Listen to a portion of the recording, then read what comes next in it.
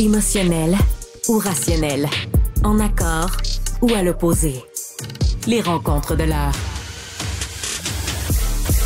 Un nouveau sondage léger, c'est tout chaud, ça vient de sortir sur les intentions de vote au Québec. Yasmine, Marc-André, bonjour à vous deux. Bonjour. Allô, allô. Bon, Yasmine, petit tour d'horizon. Si on regarde le portrait de ce sondage-là, le Parti québécois est toujours en tête, mais stagne. La CAQ remonte tranquillement. Quelle est ta lecture un peu de l'état des choses actuelles sur la scène québécoise? À première vue, lorsqu'on regarde les résultats du sondage, il y a deux conclusions, disons, qu'on peut retirer de ce sondage. C'est que on a l'impression que le PQ a pas mal atteint un certain plafond, là. Ça fait quelques sondages de suite qui font en sorte de nous démontrer que ça bouge plus beaucoup, là. Sans baisser, il n'est plus capable de monter. Alors que la CAQ a clairement arrêté l'hémorragie. Ça fait 2 sondages de suite que la CAQ n'est plus sur la pente descendante, mais sur une pente ascendante. Et ça, c'est très bienvenu en cette fin de session parlementaire pour le moral des troupes que de dire, regardez, là, on est en période de relance. Ça marche bien en termes de narratif parce qu'on est encore à 2 ans des élections, donc tu veux pas être trop haut, trop tôt. Le plus important, c'est d'être le plus haut possible au moment du scrutin. Et ce narratif peut coller encore à la Coalition Avenir Québec. Et on voit que la Coalition Avenir Québec va chercher ces points-là d'augmentation pas chez le PQ. C'est ça qui est un peu intéressant également. Il va le chercher chez le Parti libéral puis chez les conservateurs. Et donc, il y a encore des vases qui communiquent pas juste entre le PQ et la CAQ, là, mais même chez les autres électeurs des autres partis. Tu sais, c'est pas fini tant que c'est pas fini, puis rien n'est joué encore. J'ai hâte au prochain sondage. Marc-André? Ouais, ben c'est sûr que pour la CAQ, c'est pas terminé. Tu sais, si on prend les 4 derniers sondages, là, ça fait 22, 24, 22, 25. Là. Donc, c'est là-dedans qu'on est présentement. L'écart, également, faut regarder l'écart entre le PQ et la CAQ. La PQ avait plus 10 le mois dernier, là, c'est plus 7. C'est pas encore la panique pour le PQ, mais c'est tannant. C'est tannant parce que, à un moment donné, en politique, il faut que tu avances. Si tu n'avances pas, si tu stagnes, tu recules. Donc, j'ai hâte de voir comment PSPP va se comporter là-dedans. Pour la CAQ, bon, 25, c'est pas mauvais. Je suis d'accord avec Yasmine sur le fait qu'ils peuvent dire M. Legault peut arriver devant ses troupes puis dire, regardez, là, tu sais, le pire est passé, le soleil s'en vient, après les nuages, blablabla. Sauf que la stratégie de M. Legault depuis janvier, c'est quoi? C'est d'être absent, de se plus montrer la face, de faire moins de moyens de presse. Comme dit Jean-Marc Léger dans l'article, plus les politiciens se font absents, plus ils performent bien. Ça peut marcher, cette stratégie-là, quand tu n'es pas en élection. Mais le problème pour M. Legault, pour la prochaine campagne, s'il veut la faire, c'est qu'une campagne, tu peux pas faire ça. Tu peux pas te cacher. Les campagnes, on le sait, surtout en 2024, c'est 2025 ou 2026, peu importe les prochaines années, ça tourne autour du chef. Tout est mis autour de ça, la tournée, les autobus, tout ça. Donc, M. Legault, sa stratégie va peut-être lui permettre d'en revenir à 26, 27, 28, 29, 30, d'être compétitif, de réduire son écart avec les PQ. Mais cette stratégie-là de se cacher, cette stratégie-là, c'est de faire moins de points de presse, d'avoir un message un peu plus coordonné. Là, on voit cette semaine qu'il essaye de régler des problèmes. Mais c'est une stratégie qui peut pas marcher en élection. Tu peux pas le cacher, François Legault, en élection, parce que là, ça va faire l'effet inverse. Donc oui, c'est positif, mais d'un autre côté, il y a un point d'interrogation. Parce que la stratégie qui te permet de monter, c'est pas une stratégie que tu peux adopter en campagne électorale. Non, ça c'est un bon point, Marc-André, c'est clair. Si on regarde, Yasmine, ce qui se passe dans le camp des solidaires, il y a eu pas mal, il y a eu une grosse tempête avec le départ d'Émilie Lessard-Terrien, mais Gabriel Nadeau-Dubois, quand même, a réussi à faire du judo avec ça, se présenter au Saguenay-Lac-Saint-Jean devant les militants et en ressortir quand même grandi. Et là, Québec solidaire, selon ce sondage-là, freine la chute même et augmente de 2 pour être à 14 % dans les intentions de vote. Est-ce qu'on a sauvé les meubles chez QS? On a bien l'impression que oui, ne serait-ce que le fait que ça fait déjà une semaine et demie dont on parle pas de crise à QS là, ça leur permet de reprendre leur souffle et ça compte parce que des fois là l'électeur, pas nécessairement parce qu'il suit les chicanes puis les lettres de part et d'autre là, mais juste ça a l'air d'être un parti à problème qui s'entend même pas avec lui-même. Tu sais, à trop entendre dans un contexte négatif un parti politique, ça peut nuire finalement à la perception que l'électeur a de ce parti politique. Là, aujourd'hui, on n'en a plus entendu parler depuis un petit bout. Et je pense que c'est là où ça se restabilise dans les intentions de vote. Québec solidaire va probablement prendre l'été pour se remettre en question, voir les stratégies, la stratégie de communication également. Puis ça va probablement leur permettre d'être beaucoup plus efficaces, beaucoup moins sa défensive à l'automne. Gabriel Nadeau-Dubois, c'est lui qui a sauvé la traversée de cette tempête-là, mais ils peuvent pas toujours s'attendre à ce que Gabriel Nadeau-Dubois puisse être capable de tourner une situation qui n'est pas en sa faveur à une situation en sa faveur. Marc-André, c'est un peu le dernier sondage avant les vacances estivales, la session parlementaire qui va se terminer cette semaine. Certains, donc, partiront avec un certain élan vers les vacances, alors que d'autres formations politiques, il y a encore un peu un questionnement. On parle est-ce que le Parti québécois a atteint son plafond avec 32 %? Les choses bougent vite en politique. Autant où le Parti québécois avait le vent dans les voiles, et là, il y a eu certaines déclarations malheureuses, en tout cas, qui ont fait réagir de la part de PSPP, puis on a l'impression que, ça a un petit peu freiné cet élan-là. Ben, monsieur Saint-Pierre Plamondon, l'automne dernier, là, puis ça fait pas 20 ans, là, ça fait peut-être 8-10 mois, ben c'est sûr qu'avec Jean Talon, la victoire dans la partielle, tout ça, le fait que la CAQ, ça allait extrêmement mal, les gens cherchaient là une option qui pourrait remplacer la CAQ. Ils ont trouvé en M. Saint-Pierre Plamondon, le Parti québécois, une alternative. Et c'est ça aussi que le PQ doit comprendre. Il faut tailler la bonne lecture par rapport où l'électorat est au moment X, Y ou Z. Là. Et je pense que l'automne dernier, le début de l'hiver, c'était vraiment ça. Il y avait une grogne, il y avait une colère intense envers la CAQ. On voulait lancer un message. On voyait que parmi l'ensemble des oppositions, parce qu'il y en a plusieurs, le Parti québécois, M. Saint-Pierre Plamondon, il était nouveau, il était rafraîchissant.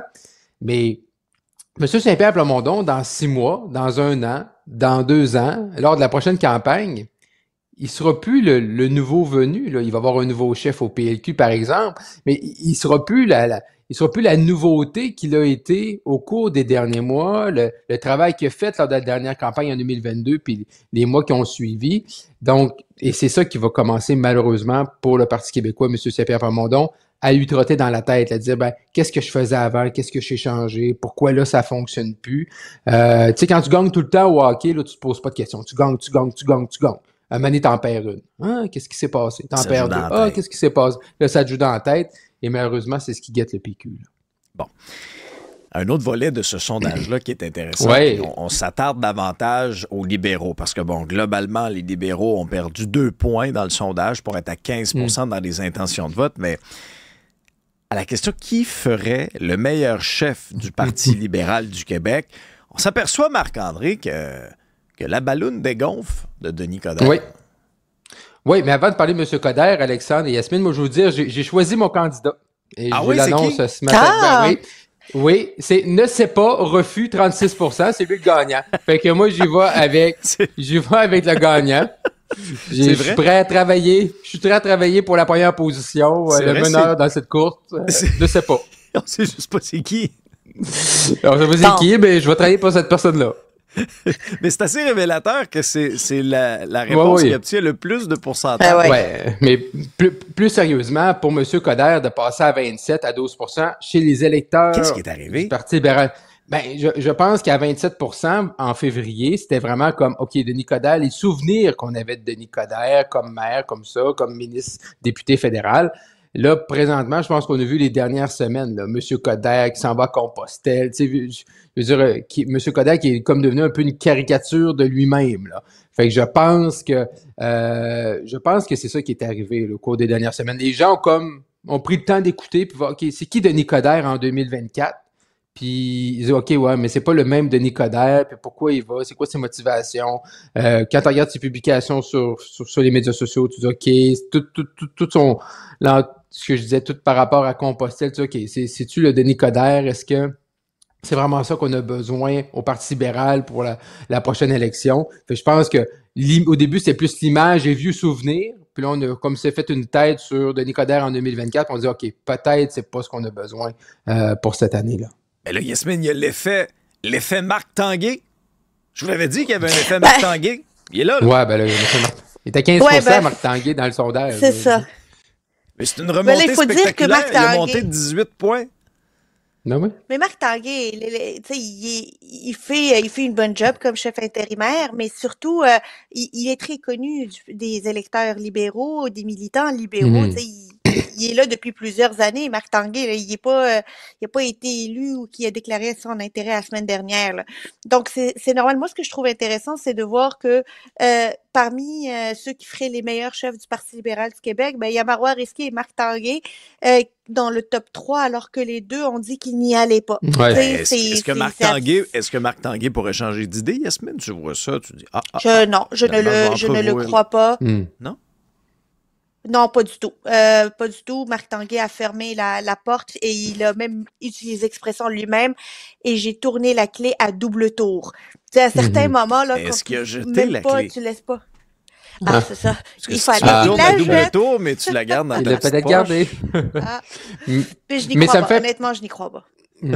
Non, moi non plus. Je suis d'accord avec Yasmine. Je n'y crois pas. Moi, ça me fait penser 2016-2017 avec Rona Ambrose. Stephen Harper était parti, court chez les conservateurs. Il y a 158 noms qui sortent. Il y avait 158 candidats le jour du vote. Puis tout le monde dit Rona Ambrose. Puis il y avait des sondages qui mettaient pas. Puis elle dit, tu sais, je veux pas y aller. Puis les gens t'appelaient, Rona, tu devrais y aller. Ça me fait penser un petit peu à ça. Puis pour Marc Tanguay, c'est bien le fun d'être à 30% parmi les électeurs du Parti libéral du Québec. Mais Marc Tanguay, son problème, c'est que quand tu le mets dans le vrai sondage, là, avec les autres partis, ben, il est à 15%. Fait que tu l'as si t'es un militant libéral, là, un chef là, qui est pas Marc Tanguay, là, un autre candidat, tu peux rêver d'espoir, tu peux dire une fois qu'on le met contre Legault, PSPP, il va être à 25. Mais Marc Tanguay, là, son résultat, on l'a. C'est 15%. Sinon, pour les autres candidats, Yasmine et Alexandre, là, c'est un test d'humilité, là. Il y a beaucoup de candidats, là, on parle depuis plusieurs semaines, sont à 5-6% parce qu'ils sont pas connus. Il y a un enjeu de notoriété. Présentement. Il y a un enjeu de notoriété, c'est ça qui arrive aussi. C'est sûr, tu reçois ça ce matin, tu reçois ça, t'es un dans la liste, puis t'es à 3, 4, 5%, tu fais OK, tu sais, là. Mais il y a quand même des candidats là-dedans qu'on sait qu'ils seront pas là. Marc Tanguay, Marois Risky. Moi, j'aurais aimé ça voir également François-Philippe Champagne dans un genre de sondage comme ça, parce que c'est un nom qui circule présentement beaucoup, qui circule à même titre que le maire de Victoriaville, que Carl Blackburn, que Charles Milliard, que Denis Coderre, donc ça aurait été intéressant. Mais c'est un test de popularité présentement. C'est quand vraiment tu as vraiment les candidats sur la ligne de départ et que là, ceux qui ont le droit de vote, les membres, prennent le temps d'écouter qui est là. Puis là, tu le choix entre 3, 4, 5, 6 personnes. Là, c'est sûr que quand tu n'as pas les noms officiels, quand il y a des noms qui devraient être là, qui ne sont pas là ou vice-versa, c'est sûr que ça donne peut-être pas la meilleure perception de réellement ce que les membres désirent. Là. Yasmine, c'est la semaine des bonnes nouvelles à la CAQ. On dirait que cette semaine-là, les travaux se terminent à l'Assemblée nationale. On sort des annonces à gauche et à droite. Là, c'est Sonia Lebel qui a déposé un projet de loi qui vise à élargir les pouvoirs de certains professionnels de la santé. C'est le cas notamment des pharmaciens. Est-ce qu'il était temps? Ben oui. Écoute, il était temps... Je comprends pas pourquoi on a attendu déjà la fin de la semaine, la dernière semaine parlementaire pour déposer ce projet de loi-là. On aurait pu le déposer bien avant, l'étudier, l'adopter, de manière à pouvoir en profiter cet été. Alors, bon, je sais qu'il y a il y a des règlements qui doivent sortir, des règlements d'application, mais j'aurais voulu qu'on ait la même volonté d'aller rapidement qu'on l'a eu pour la création de Santé Québec. Là, on se rappelle, ça a même été adopté sous Bayon en décembre dernier. C'est un projet de loi qui tombe sous le sens. Là. Il y a rien là-dedans là, qu'on se dit pourquoi que des pharmaciens puissent être mis à contribution, les psychologues, les sexologues, les infirmières. C'est un projet de loi qui va venir clairement soulager. Je ne sais pas à quel degré, mais ne serait-ce qu'à 1%, là, c'est déjà 1% de gagné, le système de santé du Québec. Moi-même, quand je dois aller chercher des médicaments, par exemple, à la pharmacie, puis à chaque fois, c'est votre dernière prescription, là, il va falloir aller voir votre médecin pour renouveler. C'est un rendez-vous qui est inutile avec mon médecin. Complètement inutile, qui dure 5 minutes, qui dérange tout le monde, puis que je prends la place à quelqu'un qui lui en a réellement besoin. Contente de savoir que les pharmaciens aujourd'hui vont pouvoir soulager les médecins de ça. Alors que là, si on reprend, Marc-André, l'exemple de Yasmine, les pharmaciens vont pouvoir prolonger les ordonnances de médicaments sans limite de temps. Ça, c'est une chose. Aussi, pour les maladies courantes, les prescriptions pour les maladies courantes, conjonctivite, une otite, infection urinaire. Aller poireauter à l'urgence pour des choses comme ça, ça sert absolument à rien. Je le sais. Enfin! Non, c'est une bonne chose. Ça, c'est clair, c'est une bonne chose. Sauf qu'hier, j'écoutais notre ami collègue Paul Larocque avec le responsable là, de l'association des pharmaciens, puis il disait, là, les gens là vont devoir également nous envoyer leur prescription d'avance pour ce qu'on prépare ça. Fait qu'on s'attend dans les pharmacies à plus de monde, là, plus d'achalandage, probablement même dès ce matin, même si le projet de loi, là, ce matin, elle n'est pas pharmacie pour ces nouveaux pouvoirs-là. Là, ils n'ont pas là. Ils peuvent pas. Ça va aller à la fin de l'année, début 2025. Mais là, j'aime beaucoup les pharmaciens. J'ai des amis pharmaciens, mais là, mettez plus de chaises dans votre petite salle d'attente parce qu'on va quand même plus patienter à pharmacie. Mais non, mais c'est réel. Est-ce que ça va être une nouvelle salle d'urgence? Mais c'est ça aussi. Puis, mais c'est quand même, moi, j'ai aucun problème avec ça. Moi, je veux qu'on défasse les carrés de sable. J'aime pas ça, ces espèces-là de chasse gardée, puis, les pouvoirs aux uns, puis, si les pharmaciens peuvent en faire plus, parfait. Mais il faut quand même garder en tête que présentement, on demande, parce qu'on n'est pas capable de le faire avec l'ensemble du personnel, les médecins, infirmières, tout ça spécialisé, peu importe. On demande quand même aux pharmaciens de venir sauver le réseau là, public, là. C'est quand même ça qu'on demande présentement. C'est ça le message. Moi, je suis prêt à ce qu'on en donne plus de pouvoir aux pharmaciens et d'autres corps de métier. Pas de problème avec ça. Mais gardons en tête qu'est-ce qu'on va leur demander aux pharmaciens. Puis ça va venir avec des ententes. Mme Lebel le dit hier. Là. Tous les corps de métier, soit pharmaciens et les autres, ils vont demander plus d'argent, là, plus de pouvoir, plus de responsabilité. Ça va coûter des sous à la fin. Parfait. Mais on demande quand même aux pharmaciens de venir sauver, entre guillemets, notre réseau de la santé publique. Et ça démontre l'état de notre réseau qui est lamentable. Toujours pas d'entente, Marc-André, avec le syndicat des médecins de famille. Hein? Non, ça c'est pas grave. On va demander aux pharmaciens, je veux dire. Mais non, mais si on s'entend pas avec les médecins, il faut demander aux autres. Là. Yasmine, Marc-André, merci à vous deux. Merci, Alexandre.